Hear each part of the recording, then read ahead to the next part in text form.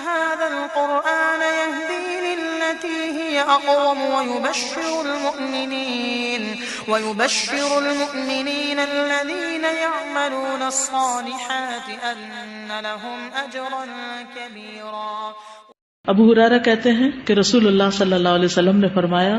رمضان کے بعد سب سے افضل روزے اللہ کے مہینے محرم کے ہیں، یعنی مہینے کے اعتبار سے محرم کے روزے افضل ہیں رمضان کے بعد۔ ویسے تو ذوالحج کے پہلے عشرے میں تو سارے اعمال افضل ہیں، لیکن وہ صرف پہلے 10 دن کی بات ہے، اور یہاں کیا ہے، پورے مہینے کی بات ہو رہی ہے۔ لیکن یہ بات ثابت ہے کہ نبی صلی اللہ علیہ وسلم نے اس پورے مہینے کے روزے نہیں رکھے، یعنی کمپلیٹ نہیں کیا محرم کو۔ اس سے اس مہینے کے روزوں کی ترغیب تو ملتی ہے، لیکن پورے مہینے کے روزوں کی پابندی نہیں، خصوصاً عاشورہ کا روزہ، 10ویں تاریخ کا روزہ۔ جب آپ سے اس دن کے روزے کے بارے میں پوچھا گیا تو آپ نے فرمایا یہ روزہ گزرے ہوئے 1 سال کے گناہوں کا کفارہ بن جاتا ہے، یعنی پچھلے محرم سے لے کے اب تک کے جو گناہ ہوں گے وہ انشاءاللہ معاف ہوں گے، صغیرہ گناہوں کی طرف اشارہ ہے۔ اللہ کے رسول صلی اللہ علیہ وسلم نے اس کے بارے میں فرمایا، یقیناً عاشورہ اللہ کے دنوں میں سے ایک دن ہے، یعنی خاص دنوں میں سے ہے، تو جو چاہے اس دن روزہ رکھے، جو چاہے چھوڑ دے، یعنی نفلی روزہ ہوگا، فرض نہیں ہے۔ رمضان کے روزے فرض ہونے سے پہلے یہ فرض تھا۔ ابن عباس سے روایت ہے، وہ کہتے ہیں کہ میں نے نبی صلی اللہ علیہ وسلم کو نہیں دیکھا کہ عاشورہ کے دن اور رمضان کے مہینے کے علاوہ کسی دن کو افضل سمجھ کر آپ نے اس دن کا روزہ رکھا ہو۔ تو اب آپ کو بات سمجھ آ گئی کہ 9 تاریخ کا جو روزہ ہے وہ نہ رکھا تو پھر اجر سے محرومی ہو سکتی، تو احتیاط کا تقاضا یہی ہے کہ 9 کا رکھا جائے ساتھ۔ دور نبوی میں بچے بھی عاشورہ کا روزہ رکھتے تھے، بچے بھی روزے رکھتے تھے۔ ربیہ بنت معوذ سے روایت ہے کہ نبی صلی اللہ علیہ وسلم نے عاشورہ کی صبح انصار کے گاؤں میں کہلا بھیجا، جس نے صبح اس حال میں کی ہو کہ روزے سے نہ ہو تو وہ اپنا باقی دن پورا کر لے، یعنی درمیان میں بھی روزے کی نیت کی جا سکتی ہے، نفلی روزے کی، اور جو شخص روزہ دار ہو تو وہ روزہ رکھے، یعنی جسے نیت کر لی وہ پورا کرے۔ ربیہ کہتے ہیں کہ اس کے بعد ہم لوگ خود بھی روزہ رکھتے اور اپنے بچوں سے بھی رکھواتے، ہم انہیں اون کا ایک کھلونا دے کر بہلائے رکھتے، جب کوئی کھانے کے لیے روتا تو وہی دے دیتے، یہاں تک کہ افطار کا وقت آ جاتا ہے۔ یہ تربیت ہے نا، ٹریننگ ہے، تو ضروری نہیں کہ ہر وقت جب بچہ روئے اس کو ضرور دودھ دیا جائے یا کھانے کو دیا جائے، تھوڑی دیر رونے بھی دیا جائے یا بہلا دیا جائے۔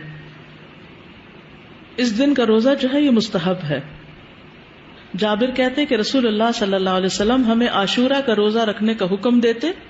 ہمیں اس کی ترغیب دیتے اور اس موقع پر ہماری نگرانی فرماتے، یعنی رکھا ہے کہ نہیں۔ اس کے بعد جب رمضان کے روزے فرض کر دیے گئے تو آپ نے ہمیں نہ حکم دیا نہ منع کیا، اور نہ اس موقع پر ہماری نگرانی کی، یعنی نفلی روزہ ہو گیا، مستحب ہو گیا۔ حضرت عائشہ سے روایت ہے کہ جاہلیت کے ایام میں عاشورہ کے دن کا روزہ رکھا جاتا تھا، جب اسلام آ گیا تو اب جو چاہے اس کا روزہ رکھ لے اور جو چاہے اسے چھوڑ دے۔ لیکن نبی صلی اللہ علیہ وسلم نے 2 دن کے روزے کا ارادہ کیا، یعنی 9 اور 10 کا۔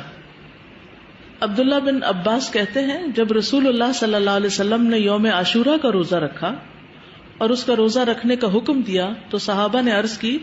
اللہ کے رسول یہی دن ہے جس کی یہود و نصارہ تعظیم کرتے ہیں۔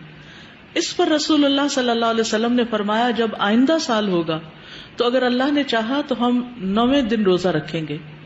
کہا اس کے بعد آئندہ سال نہیں آیا کہ رسول اللہ صلی اللہ علیہ وسلم وفات پا گئے۔ ٹھیک ہے،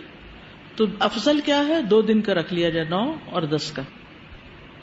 اور 9 محرم جو ہے بعض کے نزدیک 9 اور بعض 10 دونوں کو عاشورہ کا دن بھی کہا جاتا ہے۔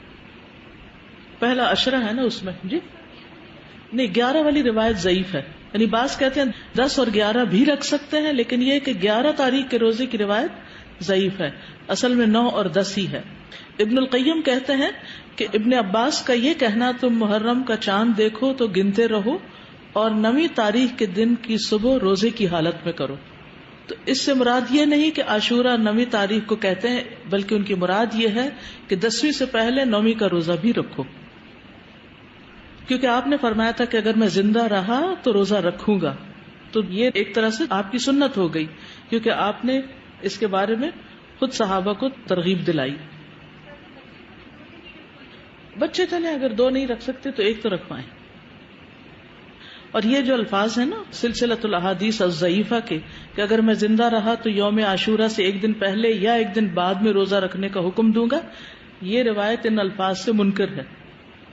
یعنی اس کا انکار کیا گیا ہے، اس کی سند ضعیف ہے.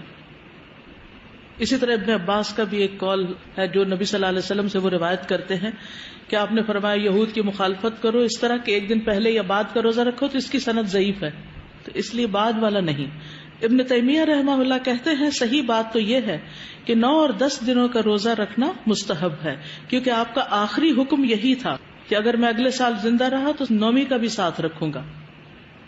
تو زیادہ افضل کیا ہے؟ ویسے تو پورے مہینے میں روزے رکھ سکتے ہیں، آپ چاہیں تو 11ویں کا ساتھ رکھ لیں، 3 اکٹھے رکھ لیں، لیکن وہ جو ہے نا فضیلت والی بات اور مستحب ہونے والی بات وہ 9 ہی کی ہے.